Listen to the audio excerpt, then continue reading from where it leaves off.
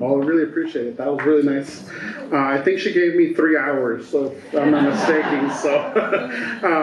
But just like my other colleagues, I believe this is also my third time being here. And it's always a joy to see so many familiar faces and such. But again, more importantly, to the learners, your families, the incredible staff and volunteers and community partners and everyone who has made tonight possible, thank you for being here. It's truly an honor to stand with you on such a meaningful evening.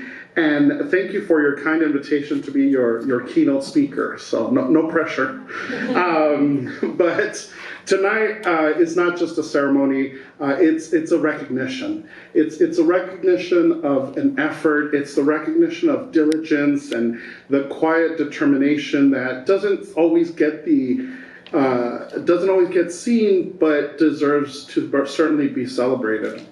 And that's what tonight is: a room full of hearts and whole stories that are sitting right in front of me. And just like Supervisor Jimenez mentioned, I too look forward to reading all those stories in the booklets. But first and above all, congratulations. Please give yourselves a big round of applause.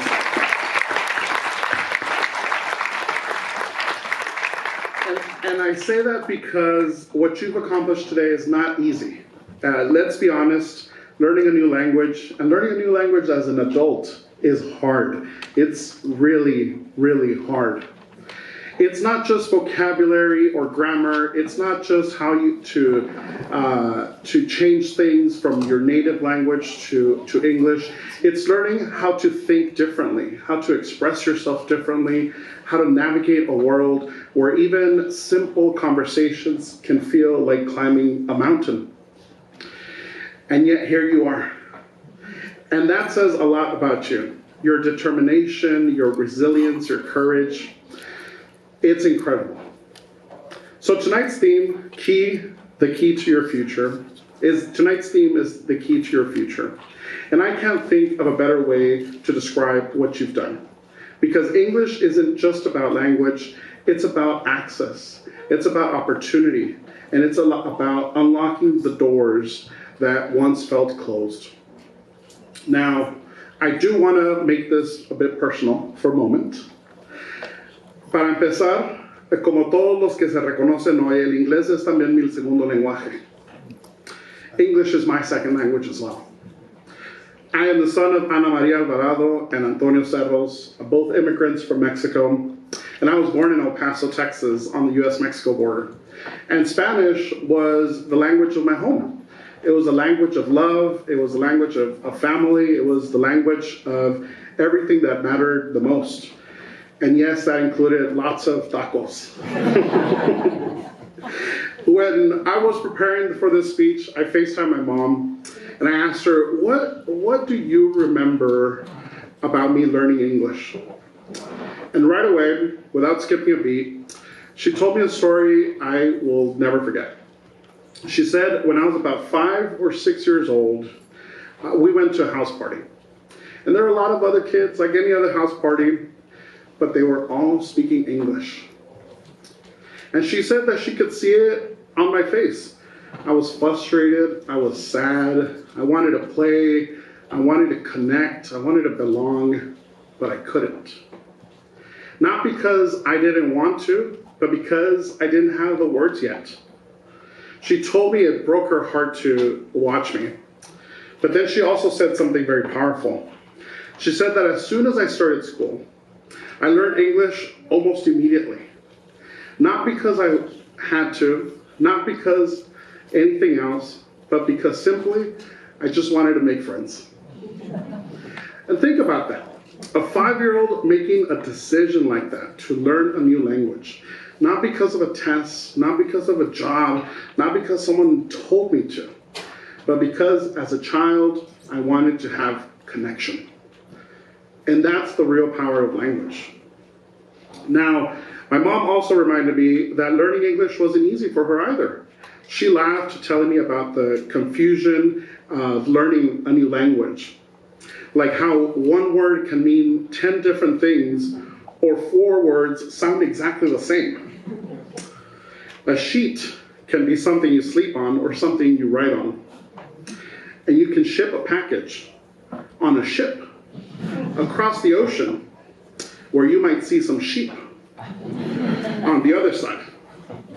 And I'll stop there before I say a bad word. She said, how is anyone supposed to understand this? And honestly, she has a point.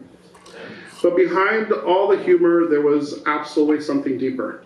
She told me how when she was in school, learning English was not a priority. She felt disappointed because she knew how important it was, but she didn't have the opportunity to fully learn in Mexico. And later in life, she told me about other moments that stayed with her, other moments that she felt embarrassed, frustrated, because she couldn't fully express herself. When I invited my parents to work or social events and meeting people like Congressman O'Rourke or Representative Kennedy, right, wanting to join the conversation, but not quite having the words. And even in more serious moments, like when my late father was in the hospital and there wasn't any interpreter available at 3 in the morning. Imagine that, trying to understand a complex medical information in a stressful environment, trying to advocate for somebody you love, and not having the language to do it confidently. It's not an inconvenience. That's very deeply personal, and that's real life. And I know that many of you have experienced moments like that too. Moments where language just wasn't a barrier, it was a solid brick wall. But here's the difference. You're breaking down that wall. Brick by brick, class by class, whether or not Mr. Jimenez was there or not, but word by word, you're breaking it down. And that's why tonight matters. You've gained confidence, you've gained independence, and you've gained a voice. And I can tell you from personal experience, that matters more than you've ever realized, or that you might realize today. Today I serve as Congressman Don Byers' Community Relations Manager here in Northern Virginia. And in my role, I work directly with constituents and organizations and helping people solve and navigate federal agencies, problems, access benefits, and solve real-life challenges involving healthcare, Social Security, veterans benefits, immigration, military, and so much more, just as I know Fatima could attest to. And I'll be honest with you, when the people that can communicate, the people who can ask questions, who can tell their story, who can advocate for themselves, those are truly the people that move things forward. Because language is so important in those moments. Before this role, I worked in public service along the US-Mexico border, advocating for communities just like here in Northern Virginia and helping them secure resources. And across every one of those experiences, one thing has been true. The ability to communicate opens doors.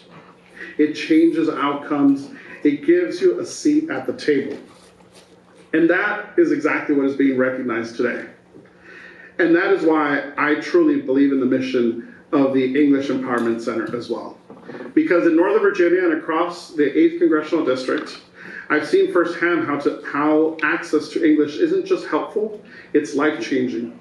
It strengthens families, it expands opportunity, and makes our entire community that much stronger.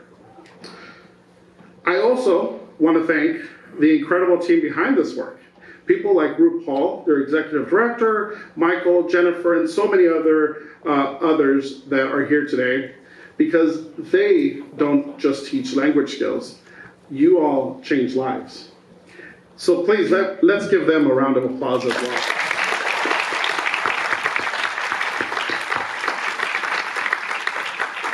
And I will say it's so great to see so many of you all. I feel like we were just at the Taste of Literacy earlier this year, and I know it was a few months ago, but it feels like it was just yesterday. But I will say time moves fast when you are doing meaningful work. But tonight, this moment is about is about recognizing the EEC, learners, staff, volunteers, instructors, and community partners. So as you move forward with this, learning English is not the finish line, but it is the key. The key that opens doors to better jobs, to better education, and new experiences. It's the key that allows you to travel, to connect, to explore. It's the key to advocate for yourself, for your family. It's the key that allows you to tell your story on your own terms. And remember, your story does matter. Where you come from matters. Your culture, your language, your experiences, your food, those are things you do not leave behind. Those are things that you carry with you. Because being bilingual or being multilingual, that's not a limitation, it's a superpower.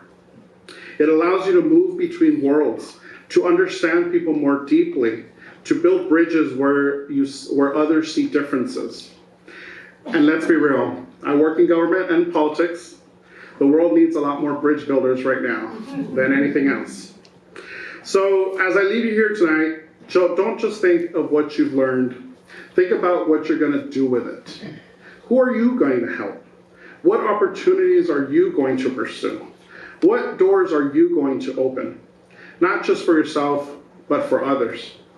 Because remember, someone is always watching. And just like I was once that 5-year-old child wanting to belong, wanting to connect, there's someone in your life who will look at you and think, if they can do it, probably so can I. So tonight, take this moment in, be proud of yourselves. You've earned it, and so much more. But tomorrow, keep going. Because this key you've worked so hard to earn is just the beginning. Thank you so much. Muchas gracias. And congratulations to each and every one of you.